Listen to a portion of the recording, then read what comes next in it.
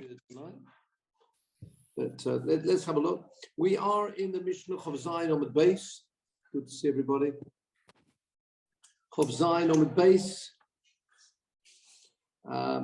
And we learned the Mishnah last week. I'm not going to go over the Mishnah because now the Brisa on Chav Zayin Amud Beis mentions many more items in more detail than we had in the Mishnah. Often that happens. We have a shorter Mishnah, and then the Brisa picks up the details, and that's what we've got here. Just what I want to, just the top line of the Gemara before we do the top line of the Mishnah before we start the Gemara. I'll just warn you, Peter, if I find that. Peter, sorry. Okay, we're just at the top of the Mishnah, the top line of the Mishnah, which says Nikev Ustoma. This is quite important. People who buying a shofar should know some of the rules. Be careful. People think, a shofar, well, it's a ram's horn. I can pick that up anywhere. It is important to watch out for holes, and that's why, as with everything else, you'll find there you can get a shofar with a hechsher, and the hechsher, hopefully, if it's from a reputable bezdin, then it will tell you that there haven't been any psulim with the shofar. Have a look at the top line. Nikev ustomo. If it got a hole in the shofar, ustomo, and then it's filled up, feel like a dentist with a filling. We learned a little bit about that last week, but there's more now to come. If it ma'akev means prevents, and it doesn't have to mean preventing, there's no sound. If the sound of the shofar is changed in any way, then it is possible. Okay, it's got to remain the same sound as before. There'll be more details about this, but if there is a change of sound, then the shofar is possible. So one does have to be careful. I say just buying a shofar, you may find that there's a hole may not even be noticeable. But in fact, if the sound has changed in any way, then the shofar is possible. It's no longer the original shofar. Now, there's more of that now. Let's have a look at the Gemara, please.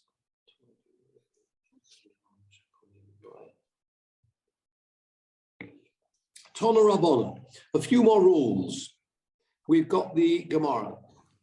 Oruch u'ketzaro kosher.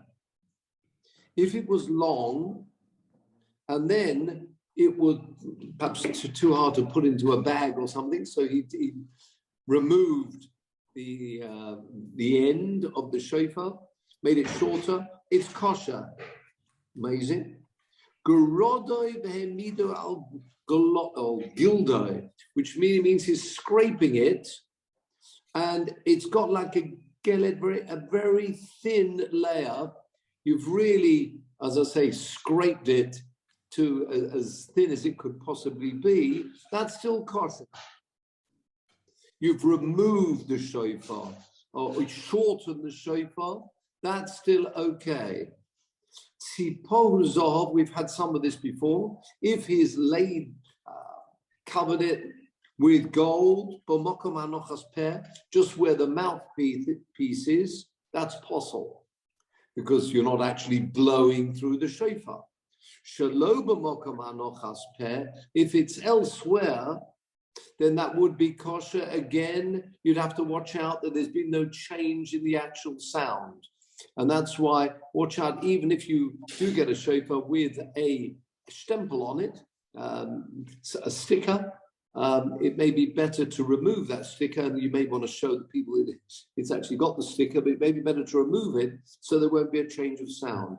So the same thing here, strictly speaking, if you've got some gold, say beautifying the shofar, then if it's not where the mouthpiece is, no change of sound, then that will be kosher. If, however, it's inside, of course, that will make it possible. You're really not blowing through the shofar, you're blowing on, obviously, as it goes across, your breath goes across the gold. But if it's mibachutz, on the outside, again, im nishtane, this is covering it with gold. In nishtane kodesh, so this really explains into more detail what we learned before. Again, we had, if it's inside, it's possible. It's kosher.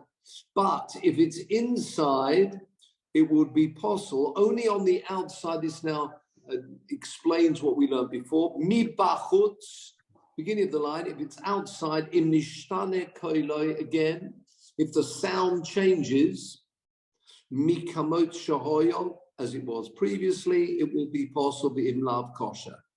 Now, this is the bit we're going to spend more time on. Nikev ustomai. Again, this is the same as the Mishnah, but with, I say, with more details here. Again, it's got a hole and it's been filled up, a bit like the dentist filling, as I say. Imma akev esatki apostle. That's exactly the same as the Mishnah, but there'll be more details. If it in fact prevents the sound of the shofar from, when I say prevents, ma'akev normally means prevents or changes the sound of the shofar, that'll be possible. Bim lav kosher. Okay, and I'll say there'll be more about that to follow. Nosan shofar b'soich shofar. You've got a small shofar inside a much larger shofar. Then im kol panimi shoma yotza. Quite a tricky feat for anybody who's a Baal Tokea, but if you're blowing and actually going through the inner shofar, that will be also a mutter. Im kol achitzon shoma lo yotza. If you hear the outer side, of course, you're not blowing through both. But if you get the sound from the outside, then the outside actually has the inner shofar on top of it. So in fact, you're not actually hearing directly from the sound of a shofar. It's linked with another shofar. Okay? Im kol achitzon shoma lo yotza. Tana rabbanon. More halachas. Gerodoi, it's a different brisa. So we're now putting together, the Gemara is putting together various brisas. If you remember, these come external to the Mishnayos. And sometimes one brisa's got something which the other one doesn't have. Could you tell Norman, but just, I don't understand the last case. You've got one shofar within another. I didn't, yes, you've got a small shofar, which you place inside the larger shofar. Well, for protection or what? Or... Absolutely. A lot easier if you're carrying it around. But you actually blew it like that. So that's why you've got to be careful there. As long as you're blowing directly into one shofar, that's fine. So if it's the inner one, that's fine. If it's the outer one, then you've actually got on the side, you'd have the inner shofar, if you see what I mean.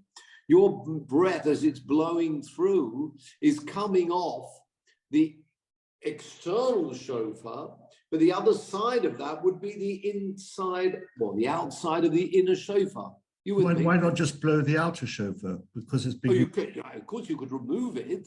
That's no problem. But if you blew it in this way and you heard the inner shofar, that's fine, because the inner shofar surrounded just with a shofar. If you're hearing the outer shofar, that outer shofar is linked or actually touching the inner shofar. So you're actually blowing, hitting the, if you like, the inside of the outer shofar and the outside of the inner shofar. That is not correct, and therefore that will be possible. There are a few more halachas, I'll say two narrow lines up. Ton rabbanon, gerodoi bein bifnim maybe bachutz kosher. You can scrape and thin down the shofar, inside, outside, that's fine. But even if you did this, gerodoi ve'emidu al geldo or golodo, you made it extremely thin, like an ice thin. That still will be kosher. This brisa, as we've repeated things we've seen before, but they're extras. Hiniach shofar b'soich shofar, as we've seen in the previous brisa. Im kol panimi shoma yotza, im kol achitzon shoma lo yotza. Repeating that. Now, you may say, why repeat it? It's useful repeating, showing the authenticity of the previous brisa, because as we know, we've got brisas, and sometimes They may be faulty. There may be some changes which have been added to the brisa incorrectly as it's been passed on. They are not as authentic as the Mishnah is, but if we have two brises supporting each other, that is helpful, and then more often than not, the halacha would be like that. Now, hafocha, if he turned the shofar, now hafocha normally means v'nafochu, inside out. Okay. B'toka boy, lo yotza. And what does that mean? Omarav Papa, lo tema da hafche bekituna. He's like turning it inside out as you would do as a cloak or a shirt or a t-shirt. That's not what this means. Not at all. Lo tema, don't say that's what it means, but elo hirchiv es hakotzak. That's quite a hard thing to do, to turn a shofar inside out, although not impossible. Have a look at the third line of Rashi. Ka'afichas choluk, a cloak, a shirt, lasos pnimi chitzain. But there's something else this is talking about. When it means hafochai, he made it the opposite of the way it actually was formed. What does that mean? Third wide line, she'hirchiv es hakotzer v'kitzer es harochov. He widened the narrow side of the shofar and he narrowed the wider side. You with me? So how's he blowing now? Obviously, he's blowing through the narrower side, but in fact, it's not the narrow side as it was on the animal. You with me? So why is that not good? Have a look at Rashi. How are you going to do that? Reduce the size. Rashi just says, Shekitzer es harocha b'roischin. Obviously, with heat, you've managed to change the form of the shofar, making the narrow side wider, the wider side narrower, blowing through the narrow side, that bit that will go in your mouth. That would be not good. Why not? Matama Kudarab Masna. The Omar of Masna, Bahavarta. Havarta actually means sound the shofar, but it also means pass the air through. Derech ha'avoroso bo'ino. You need to blow the way that the actual animal grew the shofar on its head. Have a look at Rashi, fourth line down. Va'avata derech ha'avoroso. The way that it actually passed as it's growing on the head of the animal.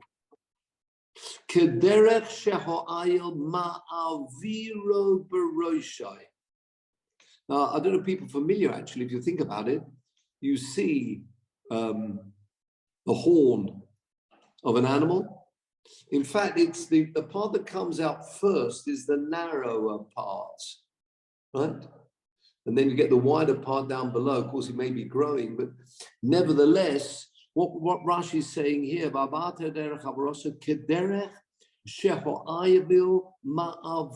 way the aisle, if it's a ram's horn, past this shofar, as an animal. I've got slight different texts for this. Somebody take that word out. Mechayim. In other words, it's the way it grew on the animal. That is the way it's got to be blown. So you've got to blow it through the actual narrower side of the shofar. That's the way it was formed. That's the way it grew on the animal. And that's what it means, ha'avora, the way it passed from the head and above. That is the way you've got to blow it. So you've got to blow through the narrower edge, the narrower side. If you make that wide and then blow through the other side, that would be possible. It's got to blow the shofar the way it was as it's growing. This growth, quite an important concept, that the idea of growing and growth as the animal grows. So it's a shofar. The shofar, of course, the sound of the shofar, hopefully instilling us to move onwards and upwards.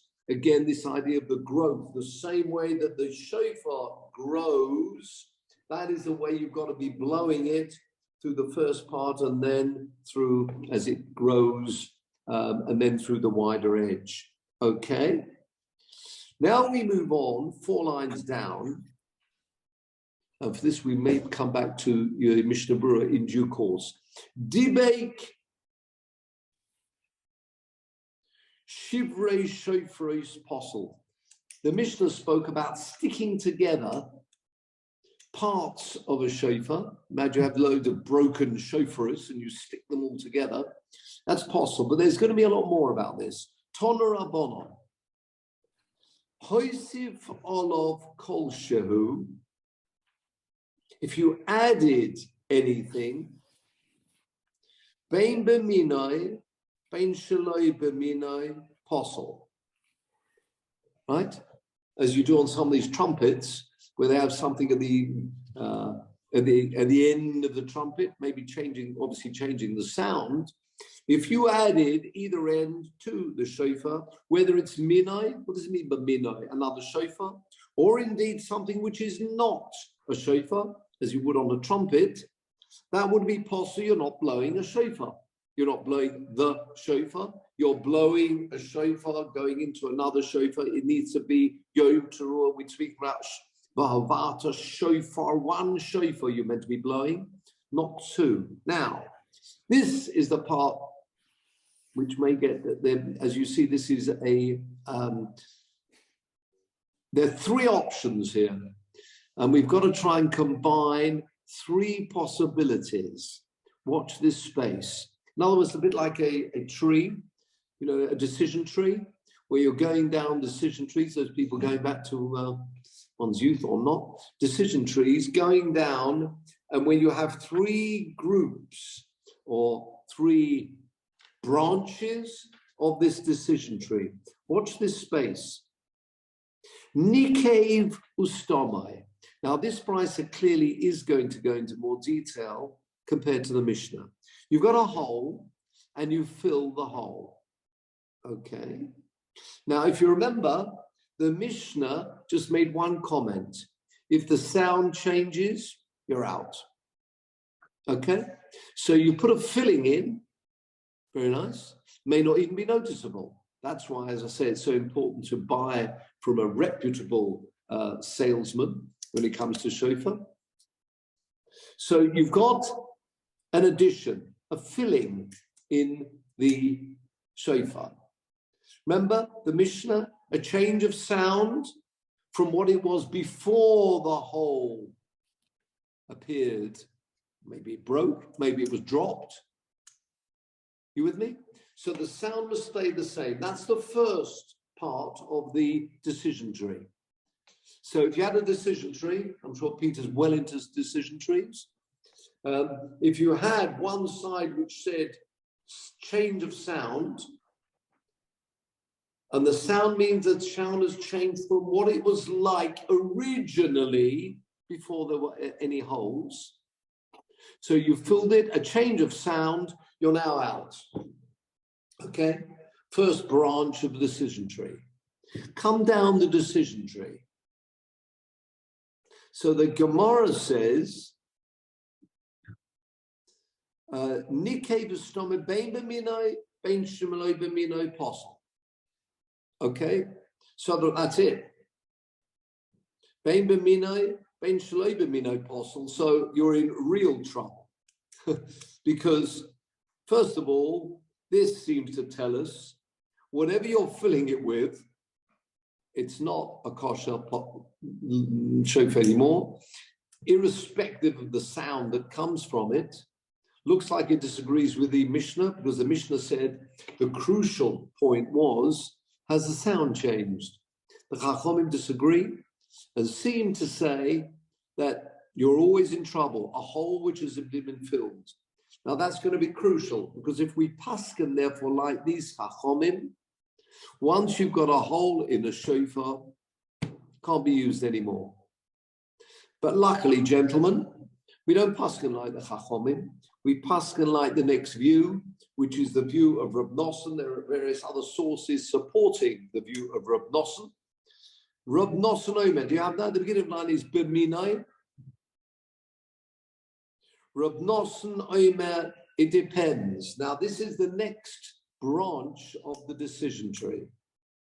So, we said before, branch one, the sound must be the same as it was originally. Okay, I've now moved on. Says Rav Nosson, it's only kosher, however, if it's been filled b'minai, which means something similar to it, another piece of shofar. As we said before, you can reduce the size of a shofar. So maybe you did, and you took a piece of that shofar to fill the hole. B'minai kosher, shaloi b'minai posel. Okay, that's the second leg or the second branch of the decision tree. So the sound hasn't changed, and you're filling it with something from a shofar. That will be okay. However, this is the third rung, the third branch of the decision tree. Omar Rabbi Yochanan, v'hu shenishtayir rubai.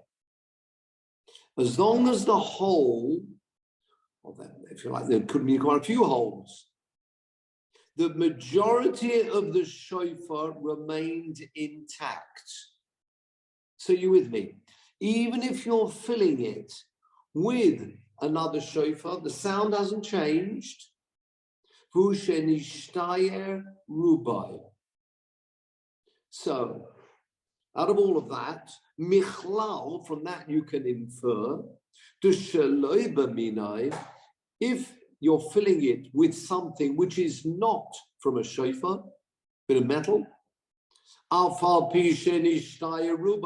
if the majority of the shofar remained intact previously, it will be possible. Okay? So according to that line of thought, you will need 3 conditions. No change of sound. You're filling it with a piece of shofar, the hole, clogging up the hole. And it's only a hole. It's not as if the majority of the shofar had holes, a real holy shofar. It's the majority of the shofar was complete previously. Then and only then will the shofar still be kosher. You with me? However, there's another strand. This is the final strand in all of this. Ika damasni lo asifa. There are those that learn this statement of Rabbi Yochanan on the very end of the Gemara we mentioned before. How does that work? If it's b'minai, it always works, right? If you're filling it with shofar, it will always be okay, assuming the sound is fine. It will always be okay, even if the majority of the shofar was full of holes. Okay. However, shelo b'minai posel. If you're filling it with something which is not a shofar, in other words, a bit of metal, Omer Rabbi Yochanan, on that part of the brisa, that's where Rabbi Yochanan said, "V'hu shenifchas rubai."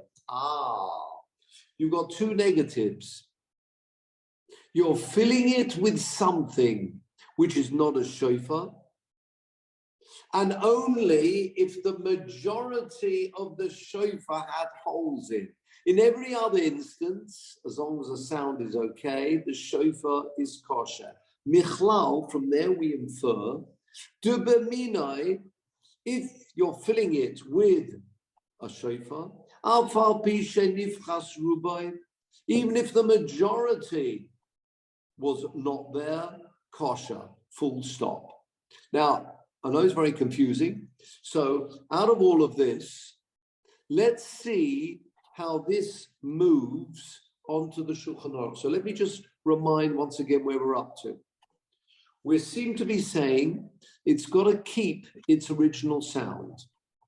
Then you've got in your second rung, part of your decision tree, are you filling it with a shofar or something else? Okay. And then we have a final statement. The trouble is that final statement is not clear. What exactly is it referring to? Is it referring to, remember the second strand was, are you filling it with something which is not a shofar? That's definitely no good. Only if you're filling it with a shofar, so you've got a hole in a shofar, you're filling it with a piece of shofar, and it's the whole shofar, or the majority of the shofar was intact previously, then and only then can you utilize a small piece of shofar to clog up the hole. That is one way of learning. The alternative way of learning would be that if you're clogging it up with shofar, that's always all right. It's only if you're filling it with something which is non-shofar, if the majority of the shofar was not there and then you're filling it up with a non-shofar, that would make it possible. In all other instances, it's kosher. Now, that's a bit complicated. So please, Peter, can you please show us the Mishnah Berurah? And there are two parts to that. Thank you very much. Let's look at the Shulchan Aruch. This is chapter Tak Pei Bov, which is 586. Im Nikev, got a hole. Now this is interesting in itself. Im lo stomoi, from the word stimo, sosum. If you did not plug up the hole, if the sound changes, but you haven't filled it with anything, just a change of sound, that's kosher. If you can scroll down to the Mishnah Berurah of Vov. Thank you. Actually, we'll go through all the Gemara that we don't need it. Have a look at Chov Zayin, sorry. Afal pi shenishtana koiloi kosher shekol hakoilos kasherim. Right that lower Chov Zayin, where it says Chov Zayin. Drop a bit more. There you go. Chov Zayin. Shekol hakoilos kasherim b'shofar. Okay. Doesn't matter. In other words, if you have a shofar, it's got a hole, there's a change of sound, go back please now to the Shulchan Aruch. That's because you're not filling the hole. Once you start filling the hole, you've got problems.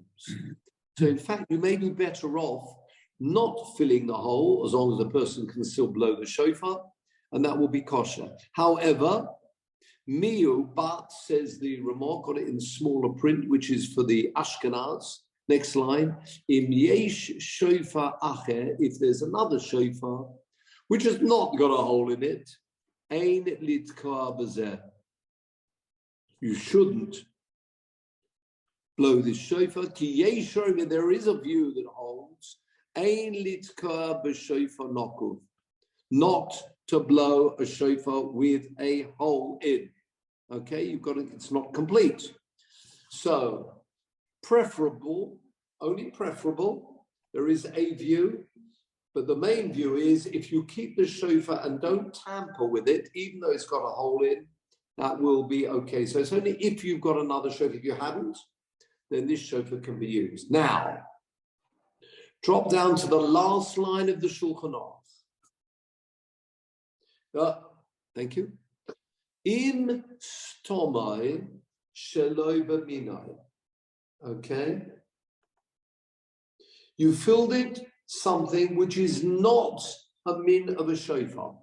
Metal, anything you like.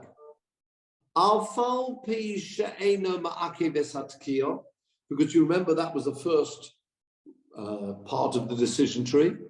Even though the sound has not changed, la'achastima, after filling up the hole, shechoza kolo, because the sound has now come back.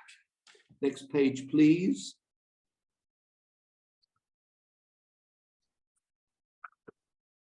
That's it. Thank you.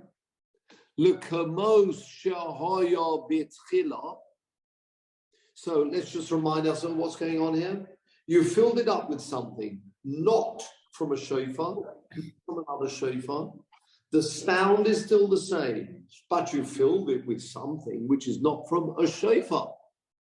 Afilu nishtaya bo rubai. Even if the majority of the shofar was intact before he got, after he got the hole, you with me? So, if that's happened,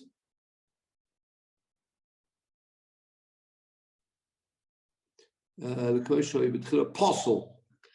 So again, the kamosha hoya b'tchila apostle afilu nishtaya bo rubai. In other words, I have not got the three conditions fulfilled. What are the three conditions? The sound the same. It's got to be from a shofar. And even if it's a shofar, as long as the shofar was mainly intact after he got the hole. Yeah? The holes, it wasn't the majority of it full of holes. Okay, keep going. You'll see how this develops. V'im satomai b'minai, if you filled it up b'minai, hopefully this is what the Shulchan Aruch would say, top line. Im nishtaya rubai sholem, if the majority of the shofar did not have a hole in, yeah.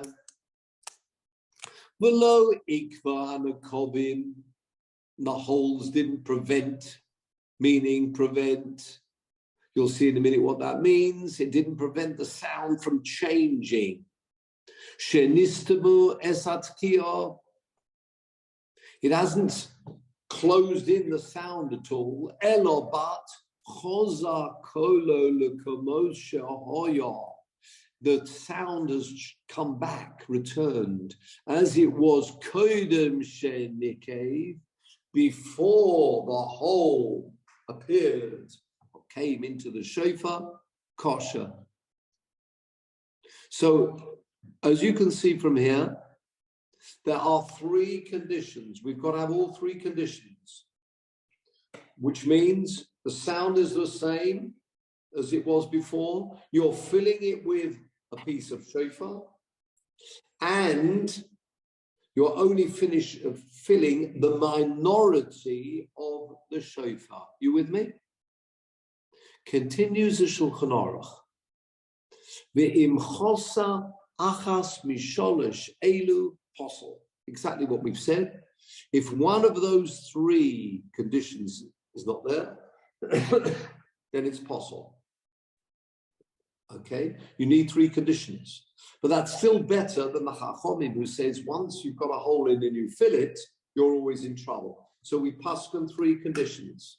Continue the Shulchan Aruch. This is fascinating. V'im hu shas hatchak. What's a tachak? Tachak means you're pushed. You're really being pushed. What does it mean? You're really being pushed. Look at the explanation of that. Says the Shulchan Aruch. She'ein shofar acher motzui. You cannot lay your hands on any other shofar. That is the only shofar. Now, I may say that you're bound to be able to get another shofar, but sadly, cast your time, go back 80 years or so, and there were times where they're lucky enough to have any shofar. So if this is, it's a shas hatchak.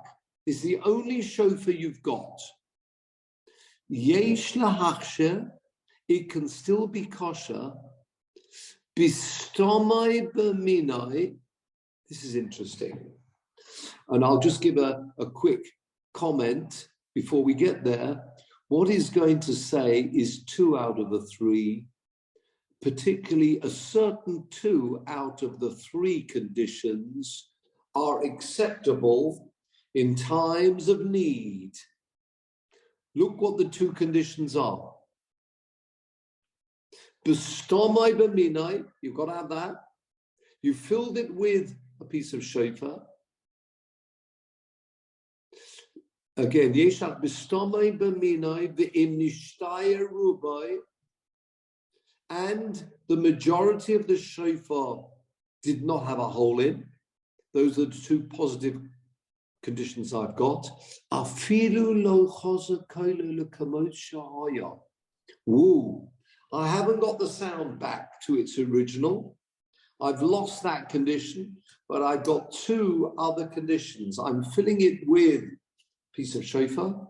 The majority of the shofar was intact. That will be good enough. Next line. V'chein, another example of 2 conditions will be acceptable. V'chein yesh lahachsher, b'stomei shelo b'minai. I'm filling it with something not from a shofar. Im nishtaya rubai, if the majority of the shofar was intact, condition 1. V'chozar kola l'kamosha hoya, b'tchilas, and the sound returned as it was at the beginning. I've got a second condition, kodem shenike. So what do we see from there? 2 out of the 3 conditions will be acceptable under those circumstances. Okay? And very interesting. So you've got this halacha, although really you need 3. In extreme circumstances, that's all you can get your hand on. It will be kosher. Okay? But very important that the majority of the shofar was intact. Yesh lahachsher. You can scroll down a bit, please, and then we'll finish with this. She'ein shofar achamotza. Okay. He does say in Lamed Daled, in the Mishnah Berurah, first wide line, Avalim yochel lahasik shofar ake. If you can get hold of another shofar, afim kavar toka b'shofar. Even if you already blew this shofar, sheyesh bo tata lama'al yu'usa. You got 2 positive conditions, yachsa v'yitzka, but don't blow, because some people say you are yotze already. Okay. But notice number Lamed Vov. We said 2 conditions out of 3 are okay. However, look at Lamed Vov. If the majority of the shofar was not intact, afilu ika tata letivusa. Even if you got 2 other positive conditions, what does that mean? Shestomai b'minai, I'm filling it up with a piece of shofar. V'chozo koilo lios solul, and the sound of the shofar is beautiful, clear. K'bitchila, kodem shenika, lo mahani. That will certainly not help. Af l'de'azu, even according to this view. Okay, gentlemen? So what we see from there is the importance of watching out for any holes. So the only way it will be kosher, and of course, if you buy a shofar, it's very hard to know what the original sound was. That's again a very good reason to ensure. Yeah, thank you, Peter. We can go back to faces for a minute. That's another very good reason to ensure you have a shofar with a stempel, a hechsher, because as we've said, you need 3 conditions. The sound has to come back to as it was at the very beginning. From the Al Mishnah, in Ma'ake Besatki Apostle, we're sticking with that line of the Mishnah. The sound must come back. Then you still need, it's got to be filled with another piece of shofar. And the third condition, the majority of the shofar was intact. When it got all these holes, it may have had more than one hole. But as long as the majority of the shofar is intact, then it will be fine. But I say that's a very good reason to ensure that we do check to make sure that the shofar, has a, as I say, normally something on to ensure that the shofar is actually kosher.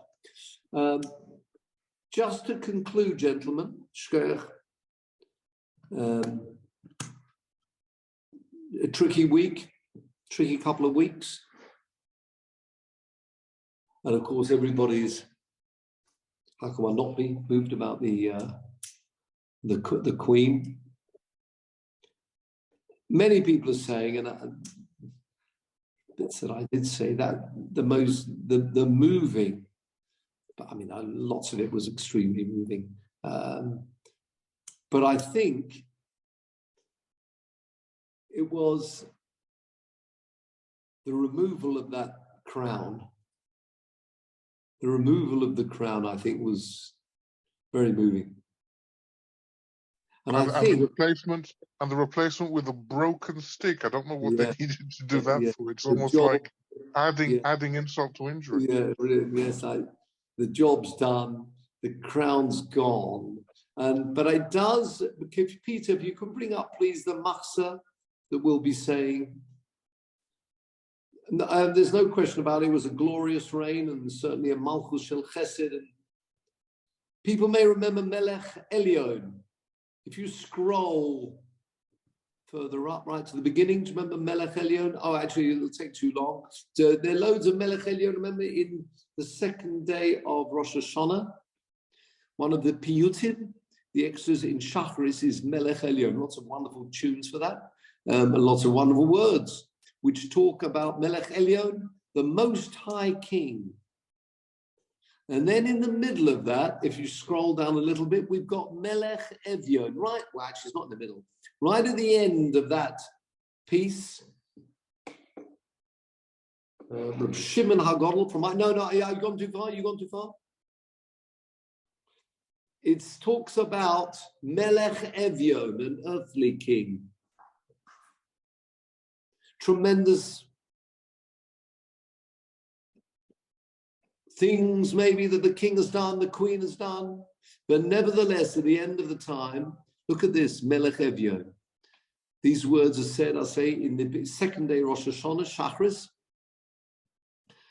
Compare and contrast. Maybe a huge amount of positive achievements, but Bolo Vorad Shachas, perishes, descending.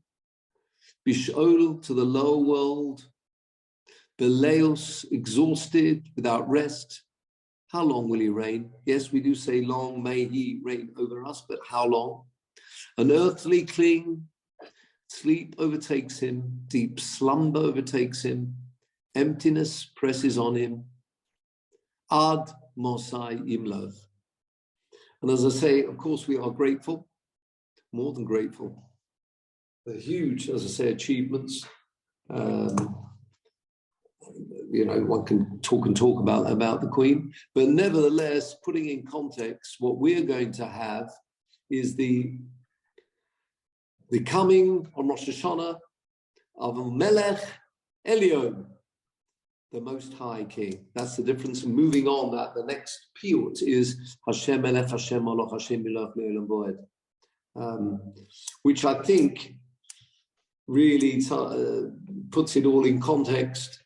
That it's rather than long may he reign over us, we are saying Hashem Yimloch La'olam Voed. It's interesting. In Mariv, every day, I don't know if you can scroll to, this is a tricky one. Go to texts. See if we can do this very quickly. No, on the left, yeah. Go for that. See what happens. Oh yeah, go to the liturgy. Just press on liturgy, please. go to Siddur Ashkenaz,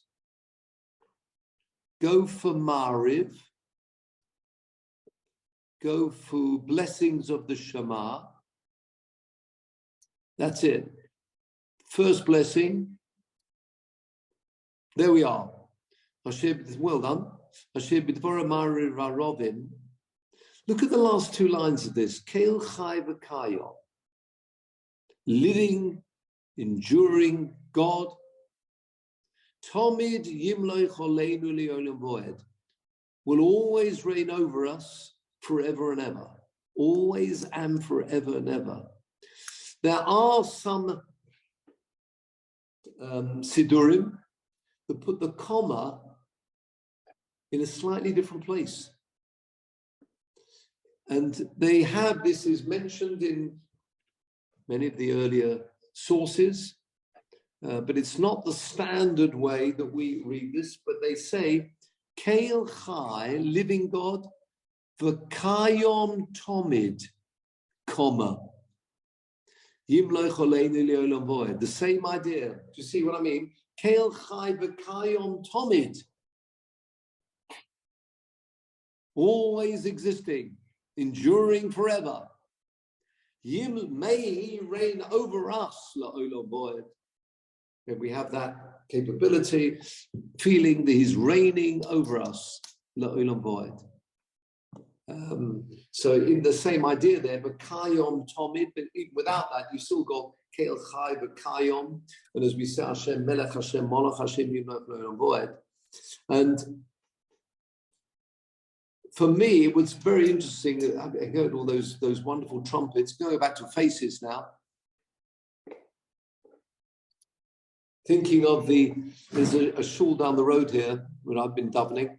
Actually, it's an Israeli yeshiva down the road here, with a huge Beis HaMedrash, a huge shul actually, with tremendous acoustics. And they've got this young lad going out to blow the shofar every morning. And incredible, piercing shofar, that piercing shofar with the tekiah, and of course the shemaim and the tur too, and you know, really reminding this as the coronation of Hashem on Rosh Hashanah once again for all of us. And I think if there's one word, it's really the word that we mentioned last week. We were talking, or we mentioned this week as well, this word devek. Remember the word devek, which means if you're sticking it, so normally derek is gluing together parts of the shofar, but it's also this word appears, and I think perhaps that's the crucial word. Once again, if I can ask you, Peter, to go back to liturgy, we'll close with that. And this time we'll go to Shacharis. Actually, my father's Siddur, my father's Zechariah Bracha, he's got these two. One more. This is underlined. There's that word. And I think this is really what Rosh Hashanah is all about. It is very much looking forward. Forward meaning the reign of the king. That's really what it is all about. The coronation, a yearly coronation. Notice the word there that appears. Shetagilenu b'sorasecha v'dabakenu b'mitzvosecha. Translates it here as holding fast, close connection to the mitzvahs. Interesting, it comes up twice. Go down at the fourth line, you've got the word again. V'dabakenu b'yetzah tov. The same idea, grasping to, let's hear it, holding fast. This word devek. Dabkenu, coming up twice there. And I think that's really what we talk about on Rosh Hashanah. The idea of Rosh Hashanah is reconnecting. It's reconnecting. In fact, we don't mention about Al Chatoim, that coming to Yom Kippur, but the whole idea, if we can go back to pictures, faces, the idea is going back to reconnection. There's your Dabkenu that we say, the shofar, the heralding of the, say the coronation, I say the piercing sound of the shofar. And as we said before, Hashem Yimloch La'olam Voed. That's really what we're saying. And linking up perhaps with, sadly, Charles, who we've missed so much. and his thirst for Torah mentioned by so many people. I say shkoch for everyone for speaking beautifully, everyone, and all different areas. But I mean, it is his thirst of Torah, and if we can move along from there, perhaps each one thinking of ways that we can try and emulate in some small way, moving onwards and upwards, taking the lessons, then we can hopefully look forward to, we should all be well, as they say, Shana Tova, Ksiva Chasiva Tova, as they say, a good Gebench mit gesund too. In Hashem, we should continue going from strength to strength. And as I say, wish you all a very good Yom Tov. Hopefully we're okay for next Wednesday, all being well. 5783.